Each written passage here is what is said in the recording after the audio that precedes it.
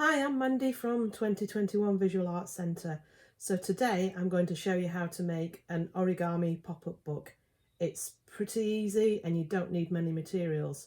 So a sheet of paper, I'm working on A4, but it can be pretty much any size really. A pair of scissors and a bone folder, and if you haven't got a bone folder, which you may not have, then use a table knife and use the straight edge when you're folding like that. I'll show you in a minute anyway. Okay, let's get cracking with this. So first of all then, fold the paper in half lengthways. Try and make it as accurate as possible. Use the bone folder to give you a really nice crease. That's basically what it's for really, and the same with the table knife. Open the paper up, turn it round and fold it in half short ways. Crease again, open out. This time you're going to fold again into the centre on the short end. Swivel it round and do the same with the other side. Crease. Okay. Right, next bit. Fold it back in half again, short ways, and swivel it round so that the fold is nearest to you. What we're going to do is we're going to cut from the edge of the fold along this vertical crease until we get to the horizontal crease. Try and be as accurate as possible.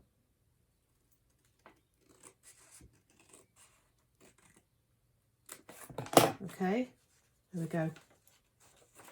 Open it out into the smaller sections. This is what I like to call my wardrobe doors because they kind of open a bit like a wardrobe.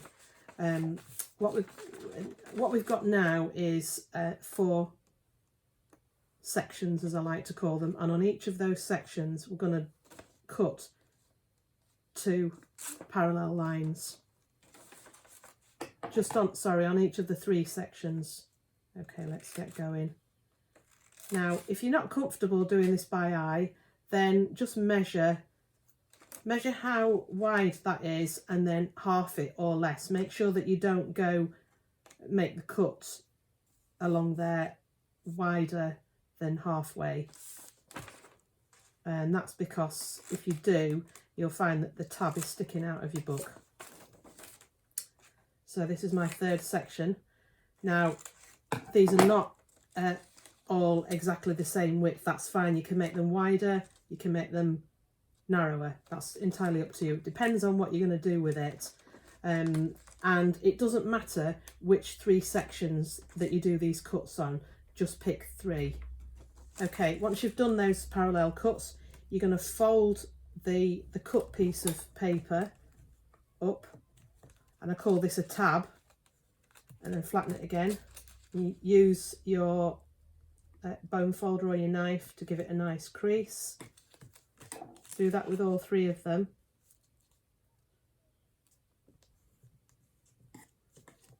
And then flip the paper over and just fold the tabs in the opposite direction.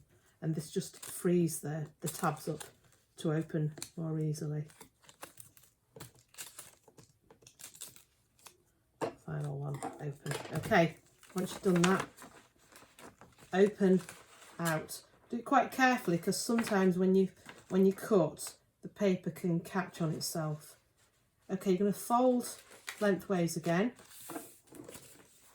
Pick it up on either end and start to push in. Push both hands towards each other and you can see it's forming a diamond shape. Keep going until you've formed a cross. And then grab hold of the pages like that. You can see. So it was a cross, and you're just flattening the pages like that, and then you're going to fold on the crease that you've already made. Use your bone folder again just to flatten it down. Okay, and then you'll find, well, some of them have already popped open, so that's one of my tabs. That one's flat, so I just get my thumb underneath there, open it out and close the book on it. Same with that one, thumb underneath, close it, and there you've got your first origami book. Now if you have happened to have, say, closed the book like that, don't worry about it. All you need to do is find where you've not got any cuts on your page, just fold it so that's on the outside.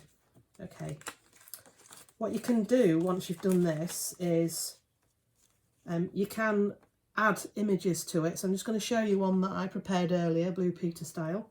This is a slightly bigger bit of paper. All I've done is I've just cut images out of separate paper and just glued them to these tabs there. And I've only glued them on a little bit on either side of that centre crease. You don't need to glue them all the way down, so you can see that they're kind of opening out a little bit there.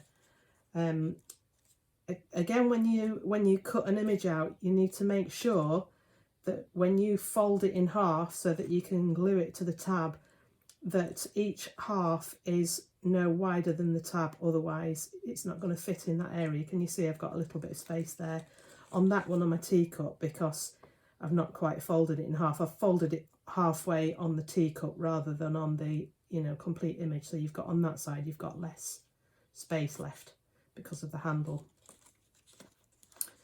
So that's that one. Another thing that you can do, which is also really nice, is not bother sticking any images on, but just keep cutting more tabs out of the tabs that you've already cut. So for this one, for instance, I'll just flatten it down. It would have been like that. I've cut the two parallel tabs. Then I've cut, I don't know if you can see that very well, I've cut another parallel tab inside that, not cutting it quite as long, and then I've cut another one, another couple of parallel lines slightly smaller in there. So then when you pop it out, the outside one pops out as the others have done, the inside one pops in, and the middle one pops out again, so you've got that kind of 3D look. You can do all sorts of different shapes there. You can go wild with it.